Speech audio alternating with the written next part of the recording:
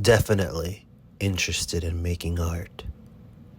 It was a hot afternoon, like any other Florida summer day, walking by the boutiques on the beach, and I came across a gallery with an empty window. Was this supposed to be the art? Or had the artist lost inspiration? I walked in, removing my Ray-Bans. There were a few people scattered inside. I went from exhibit to exhibit. It was even hotter inside, and so I unbuttoned the first 3 buttons from my shirt and stopped at one.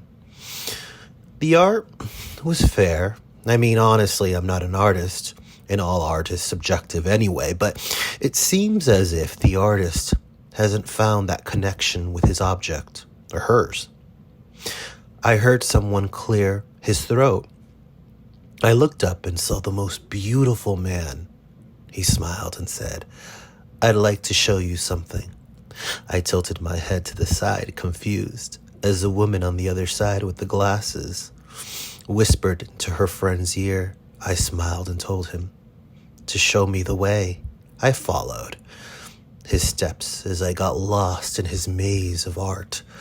While this was happening, he was removing a piece of clothing, just leaving it on the floor. My cheeks turned to crimson, and like a seductive dance, I did the same.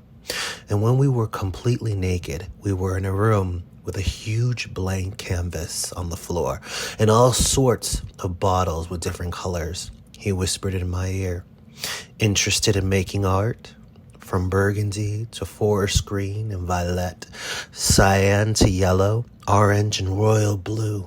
I couldn't help admire the beauty of his paintbrush and the strokes. He was so specific on his movements.